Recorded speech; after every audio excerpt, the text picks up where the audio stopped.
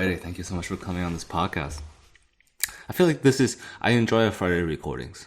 This is like the second Friday I've done it in a row. Last week I was also with a good friend, and we went out after. It feels like a nice early evening activity because I feel like people are more relaxed on Fridays. So that was actually one of the insider tips I got from Justin before doing this podcast. He's like, people are they're much more chill, on especially Fridays. They're much more like relief that the week is done. Yeah, and it makes for a good conversation. Yeah, because like during a day where you have to go to work the next day, then maybe you're not as like in the mindset of the weekend, and then on like a Saturday you're kind of like already not trying. Yeah, you're not there. And I think for most people it's like they don't have responsibilities tomorrow, they can sleep in or whatever, and it's been therapeutic. The Friday night recordings have been therapeutic, I think, for both sides. That's good. It's been nice. Yeah. So I wanted to have you on this podcast for multiple reasons. Obviously, we've tried to book you for a long time, but you are such an incredibly busy woman, for good reason. We also recorded this already one time. No. We don't talk about things that never happened. But I'm so happy you're here. I wanted to talk to you. I wanted to hear how grad school applications were going. I wanted to just kind of get, because I'm very much on the other end, right? I'm like, no way in hell I would go to grad school. Really? No way in hell. Have you considered all? No, but okay, Nothing. but then you can't. Sorry, I shouldn't cut you off.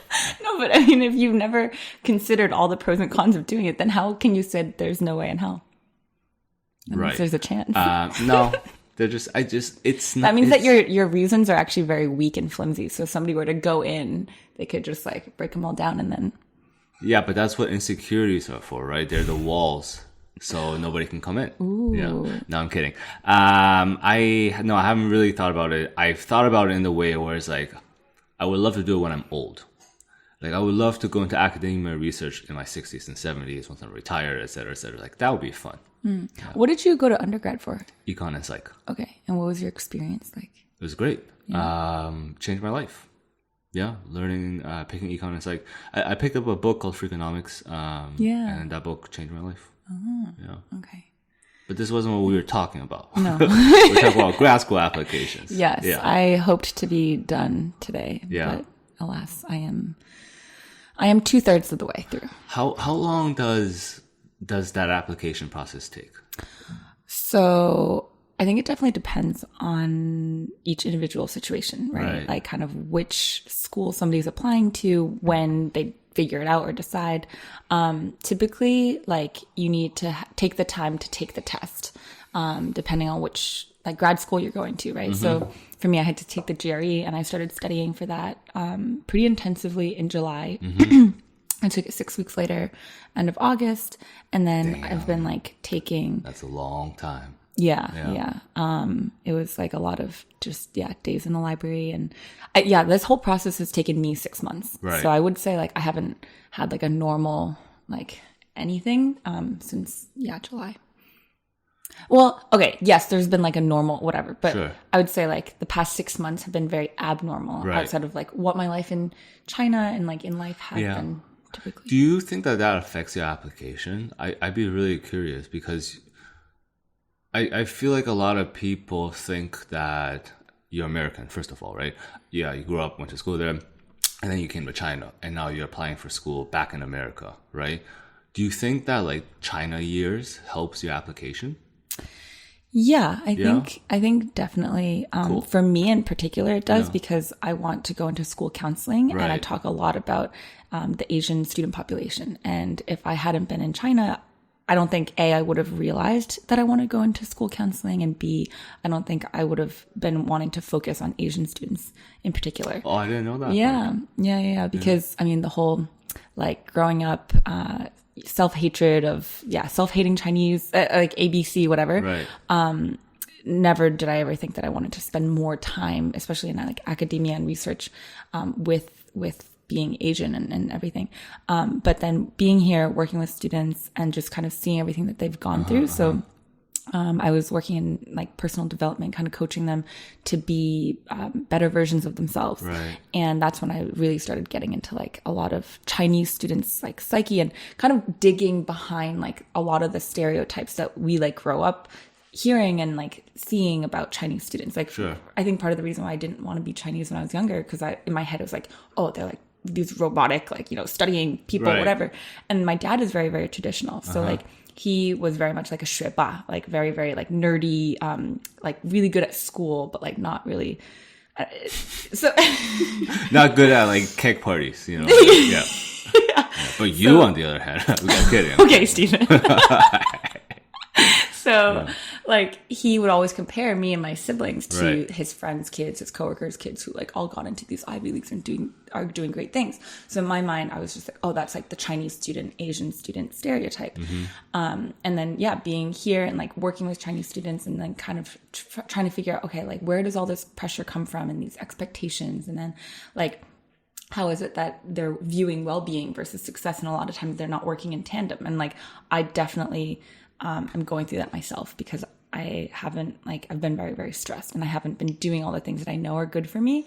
And that would make things better because I'm like, oh, but if I do them, then like I feel guilty or bad if I like, get enough hours of sleep or like Right. go and do these self-care things. Yeah. And I think it's much more prevalent in Asian culture. Yeah. So what do you, if I understand this correctly, you're trying to go back to school in America for your master's in this, right? Or Yeah, what but is it? I mean, Clinical degree. my trying to get a master's, it would be most likely a master's of education Okay. in school counseling, but Cool. depending on the school and the program, they call it like different things, like Right. human development Yeah. or like counseling psychology and things Right. like that.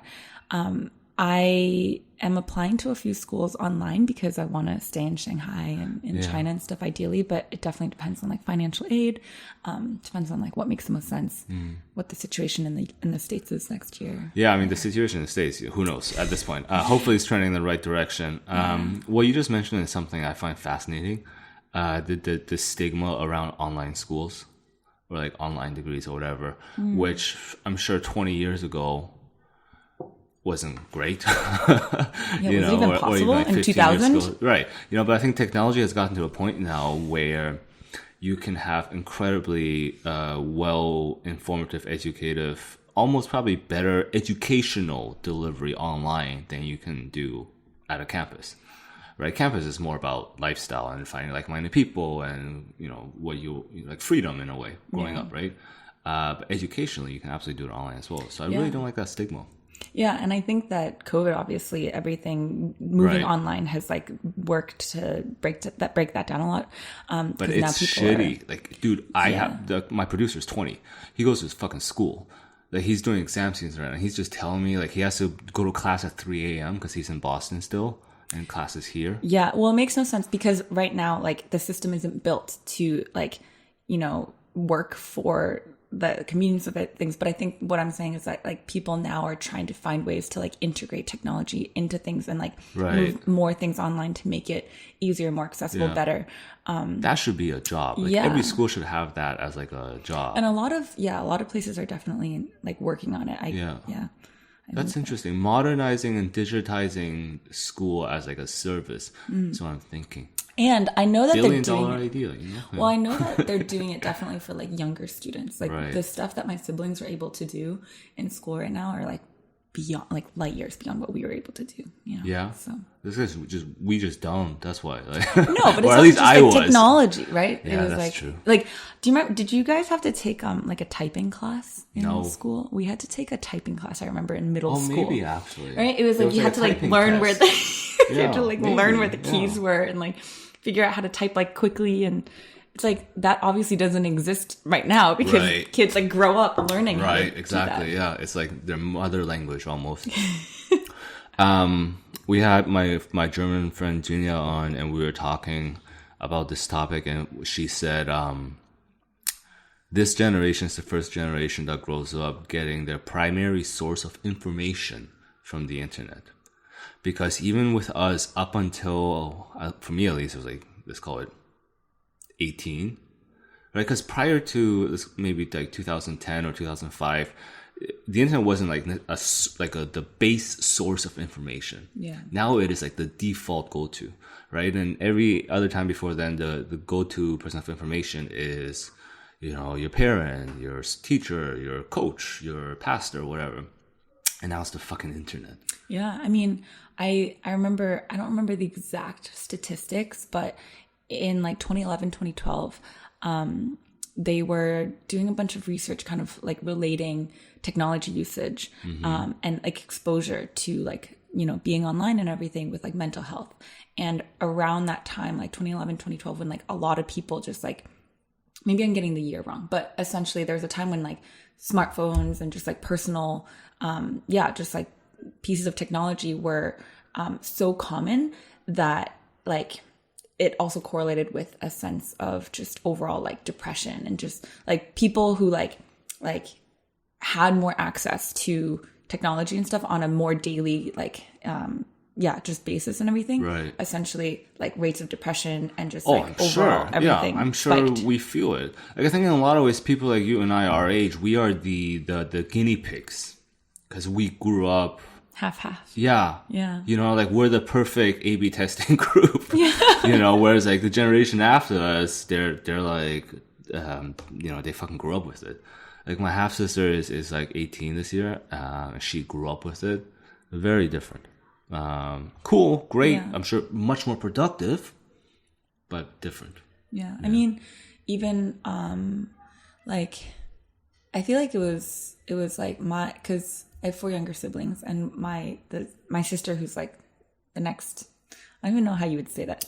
Next oldest, yeah. The next of age. Yeah, I the remember next to like, inherit the throne. Yeah, but I feel like it's only like 2 years, right? Right. But in that time, I remember like as they were going through middle school, I think middle school, early high school was when like everything just kind of started picking up with technology, and all of a sudden like Instagram and like all these pieces of social media just took over. And I was like, I am so glad that wasn't around when we were going through like the worst time ever. Dude, that would have been like fuck with my head. Yeah. So I don't know how the kids now do it. I mean, but I guess it's all that they've ever known. Yeah, I was so depressed already when somebody on MSN turned their fucking little green person to away right in the middle of a conversation already, or like do not disturb, you know, like when it was that little green guy, and then all of a sudden it was like a rest. I'm just like, fuck, because you're like, you're not actually away. Yeah, dude, those were the AIM. best. Yeah. What was their screen name? Oh, I can't say that on air. I'm sorry, I was 12. I cannot say that on air. Yeah. The world has changed. I can't say those words anymore. Oh, yeah. Okay, all right. The world has changed a little bit. It's. I don't know what we're talking about. Technology and MSN, kids these days. Yeah. Cheers.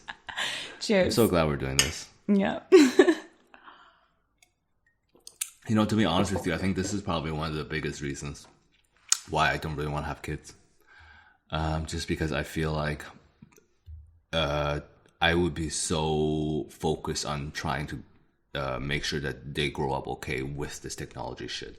Yeah. And it would take so much of my energy, and maybe it's worth it, I don't know, but I just feel like it's such a challenge these days, balancing that, right? Because on the one hand, you know, if you just take them to the woods and live there, then, you know, when they come out, they're going to be behind, and that's not doing them a favor either, right? Yeah, I think having kids is a very interesting thing, because it like, I think when we're younger, we think of it more as like very black and white. It's like, okay, you have kids or you don't because you want to or you don't want to. And then as we get older, we're like, oh my God, there's so much more involved, right? Yeah. Sustainability, like, you know, kind of. I don't think everybody's like this, though. I think most people are still the former, don't you think? Yeah. I mean, you don't have to like go through a job application process to become a parent, but you absolutely should. You know what I mean? It makes no sense that like, it's like bringing a kid into this world and just like, being a parent is like one of the, if not like the hardest job in the world. I'm sure. And there's so many people who don't obviously take it seriously, who don't know how to do it. And I know that both of us have experiences with, and I think that like it definitely impacts our perception of like, well, what do I want my future to look like, you know, if I were to have kids versus if I weren't. And sometimes I think it's because we care a lot that like, it's definitely because we care a lot. I think that's a huge part of it, you know. But I don't think most people will care about it as much as you and I do. I think we're the crazy people right now. We're the village people that are just screaming like, you know. No, but I also think that some people they care, and then they're like, but then that's why, like, you know, it's like kind of being like, how much of it do you want to try and everybody just has different ways of solving it. Maybe trying to work with it and. Also thinking that, maybe their kid will be the one to change everything and save everything. Probably, yeah. Maybe they'll be the parents of Harry Potter. I think that's just what you said. Maybe they'll be James and Lily, right? Yeah, that's true. That's true. I forgot what I was gonna say. Cheers. Harry Potter. Yeah, I miss Harry Potter. Yeah, wow. I had to read all the books out of order. Why? What do you mean you had to? Well, because I would rent them from the library, and they were never in order at the library. Like I had to just take whatever Harry Potter book was available. Right. So I think I maybe like that's not fun. You gotta read them in order. Yeah, but it's okay. I got the whole story. There's something magic about them. I remember what I wanted to ask you earlier, if you don't mind. So I was asked something very interesting recently. To be fair, we were both drunk. And she, one of my good friends, you know her, she asked me, do you enjoy the idea of being a dad? Like independent of everything else, independent of financial situation, you know, the spouse, the mother, independent of where you live, independent of, you know, what the world is like, you know, independent of everything. Do you like the idea of you being a father? I thought that was a very interesting question, you know, because I've asked some other friends this since then, and nobody has said no so far. And I feel like that's almost something evolutionary. I mean, you like being a dad to Robin. Yeah, I do. And that's about as far as I want to go right now. But it's like also phases, right? Sure. Maybe. I think that's something that I like talk about with people who are older, and like they just kind of are like, I remember thinking that and feeling that when I was at this age, and then you go into another phase and blah, blah, blah. I've heard that too, yeah. So I don't know. I guess we'll know when we're older. Yeah, probably. I don't know when that is, but I guess for everyone's a little different. I found it such an interesting question to kind of strip away all the like, but if, you know, and all these like extracurricular reasons. Because my answer was, absolutely. I love the idea of it. Like in a perfect world, you know, absolutely. But then that's also like the whole thing of like, is being a parent the most selfish thing or the most selfless thing that you can do? Oh, I've never heard that one. Really? Yeah. Yeah, think about it, right? I would say, oh, that's interesting. Because it's either the most selfless thing, because once you become a parent, I mean, your entire life can change if that's what you're like, it would, you know. Yeah. Well, I mean. Sure, depending on the parent. Right, depending on the parent, right? I'm trying, And so it's selfless in the sense that like your life is not your own anymore, right? You have to be like, quote unquote, done with certain things of like your life and whatever.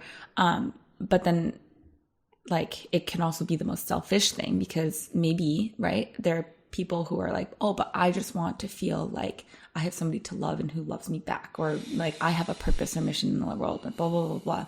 Or they're using it as a way to even, I mean. That's how I feel about Robin. Yeah, I mean, no, I'm serious. Yeah. Like it's real. There are a lot of phases where I'm like, I'm just being selfish because how much she loves me. My dog, by the way. Just so we're clear about this. Yeah. My dog, like how much she unconditionally loves me. It's, you know, earlier you and I were talking about you coming on this podcast. I was like, hey, I didn't have the best week, whatever, fill in the blank. And then I came home and I saw her and she's so excited to see me. Like that just put me down on a path where I was like, you know what? Yeah, everything is fine. Yeah. You know, and that feels nice. It definitely does. It's. And there's something about kids that gives you that, like, absolutely. For sure. I mean, I remember, because I have two younger brothers, and I raised them when I was in high school. I remember like coming home and just like, I mean, they just like love radiates out of their eyes, you know, and then just like you're their everything, and then like they're your everything. Everything just kind of has it can have like a nicer tint to it. But then obviously they're also kids, right? So it's like, I mean, I'm at a kindergarten right now and it's like, oh my God. Yeah. Yeah. Right. And so you have to. A lot of laundry is what it is. Yeah. You have to like essentially with everything, right? You have to like make a list of the pros and cons. And then you have to think about, am I okay with the cons of this? And yeah, I mean, the answers can change depending on where in life you are. And also who you're with. I think that's a big part of it as well. Yeah. No, this conversation makes me want to have kids. Sorry, that's not what I meant. It reminded me that there's possibly some positivity in having children. Yeah. That's funny because the first time we did this, I was like anti-children. You were like, no! Yeah. Put them all in a basket on the river. That's what I said the first time, I believe. Yeah. Wow. I'm kidding. Half kidding. What? That was, who was that? Ruth? What story was that? It's one of the Egyptian ones. Yeah. It's in the Ruth, Bible. I think. Mm-hmm. I don't remember. Yeah. No, I think it's also a season. As winter gets colder, you just naturally want to be around people that you love and that also love you. I find that really interesting. Like the fact that Mother Nature has like this biological effect on our mood, right? Because like there's seasonal depression, seasonal affective disorder. There we go. SAD. That's the acronym I was looking for. Yeah. There's like that. There's cuffing season. There's like all these cultural things. And in China, a lot of times, I've never heard this before, but it's like the change of seasons. There's a lot of like people who are like, oh, like this is happening because the seasons are changing. It's like really like allergic reactions or just things that are happening with like, like people getting sick or something. Or allergy season. Yeah, no, but flu it's like season. No, but it's more than that. It's kind of like even like spring to summer or like summer to fall. Yeah. People like, change with it. I think almost on like a biological level too, probably. Like so, I try to wake up early. It is so much harder. So early. No. Okay, you used to get some like 4 a.m. text messages from me. Just be like, yo, get the fuck up. No, I feel like it was like 5:30. 5. It is so much easier to do that in August. I was talking to my mom about this, than it is in December. Like, I barely get out of bed at like 6:30 these days. Oh my barely. God. It is like so cold. Are you kidding? It's hard. Late. Okay. You know that. In the summer, it was like 5:30 all the time. Yeah, but okay. Have you always been a morning person? No, absolutely not. Okay, so then you understand how ridiculous it sounds to some of us out there who don't wake up. But the thing is, mornings are nice. Yeah. Or they can be, at least, I think they can be. I feel like in many ways, mornings for me, it's a sea of hope. Like anything can still happen that day, right? Mm-hmm. Like, and maybe it's just I'm fucking OCD, but in many ways, mornings feel like they are more under control because you have less external variables. No one's gonna find you for some work thing. Nothing went wrong. Everybody's asleep, so you get like control over your environment and what you want to do. So I think that's the part I enjoy the most, actually. That's true. And I tried to make myself into more of a morning person. So I started doing these like miracle mornings. Yeah. And it's like, I think it's like Hal Elrod or something. And it's like these morning saver things. So it's like Scribe, where you write and like you journal. A, where you do like affirmations. V, where you do like a vision board. And then E is you exercise. R is that you read. And so I started doing these 5 things over like the whole COVID lockdown, everything. Not that we had like a super strict one. No. It was really nice because like I had made a vision board around New Year's. And then like, I journal every day. So that wasn't like a thing. Affirmations were weird. I was like, what do I do with these? But I downloaded What are this affirmations? App. It's like where you say things like, I believe, or like I trust in the universe to bring me everything, or like, I have something that the world needs, or like I believe, like all these like things that you say to yourself, like positive reinforcements, like beliefs. And so like, I found this app where like you record a few different affirmations into it, and then like it plays it back to you with like a nice calming soundtrack. It's kind of weird, but it definitely helps, right? Because I'm hearing myself tell myself like, oh, like, blah, blah, blah, blah, blah, blah. And then exercise with like a quick, 5-7 minute workout. And then R is like reading. So there was a time when I feel like I was doing them like almost every day. And it definitely made my mornings like super special and nice and calm. But then as soon as things got really, really busy and stressful, that's when I should have been doing them more to give myself that peace in the morning. But then I was just like, okay, this is the first to go. Yeah. Interesting. That sounds like you made a lot of progress doing that. I've never heard of that acronym. Yeah. The affirmation thing, I mean, first of all, that's a lot to do in the morning. Yeah, but it's not like you're doing each one for an hour. Okay, so it's just like a checklist. And I think maybe probably the fact that it's a checklist itself also gives some reward, like, right? Because for me, I write shit down every day. So my little thing is like, I have a software, there's like little check boxes, and I write down what I get done across different categories every day. And I rarely finish all the things in a day. Because you know me, I have problems with like wanting to do too much, you know.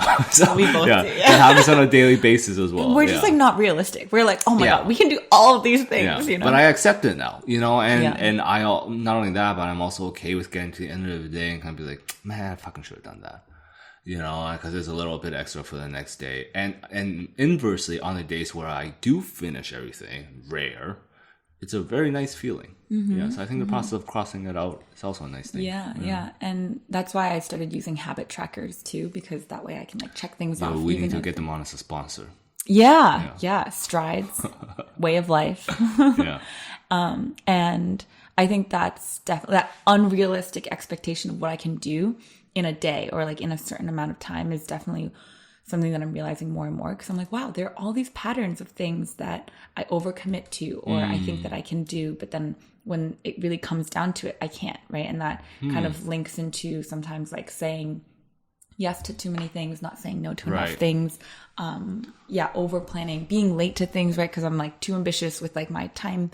And then also, the fact that like I am applying to 12 grad schools and I thought that I could do it all. And like submit all the applications in these like 10 days. And I submitted 8, which is like pretty good. I have 4 left. And like, it's something that I was being so harsh on myself for because I was like, oh, this is where I want to be. And this is where I expect myself to be. But then after like actually talking to people about it and realizing that like, oh my God, it's a lot and that's not realistic.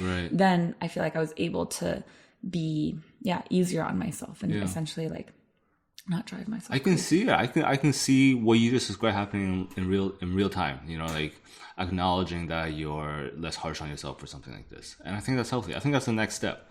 I'm also kind of in that area now where I realize that like this is unavoidable. Like this feeling it's unavoidable. So, you know, just try to be in the moment and address it tomorrow or something, you know, have more realistic goals tomorrow or find the middle ground. Or just accept that this is who you are and look at the positives. Because there's definitely positives, right? Because you get a lot done. Yeah. I mean, I think it's just like so nice to see how aware we've both become of things and how we're keeping ourselves accountable. I'm still very dumb when it comes to this. Like I am. But right. Like, I mean, thinking about just like the progress that we've made, like we were talking about this earlier too, right? Like progress that we've made in the last year, 9 months. Sure. Yeah. Right. Since we first met. 9-10 months. Yeah. Yeah. It's like really astronomical. Because it was, I just about 9 months because it was post lockdown. Right. It was like March. Right when things started opening. I think I like just went back to the office. Right. Something like that. Yeah. Wow, time really flies. Holy fuck. Okay, wait. So March till now. Let's do a nice year-end review. Sure. Yeah. We can start from January. Yeah. Every month? I don't fucking remember every month. Like, what are you? Okay, let's do this. Sure. What are you proud of yourself for? I'm on a therapy session right now. Yeah. I do this. Yeah. I did Kyle, this with my. Feel free to cut this. I did this with my students. That makes me feel so much better. And I did this with myself, and I did this with my friends. Stephen. Yeah. Okay. I hope Seb's done this. 2020. Okay. 2020. What are you proud of yourself for?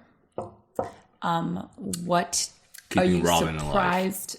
Okay, wait. What are you surprised about that like 2019 self would have been like, wow, you know? And what do you hope for your 2021 self? Okay, can we take these one at a time? So I think the easiest one for me is the second one. I forgot the question already. But I think the answer I was going to say is I probably would have been most surprised by the fact of how okay I am with taking things slow.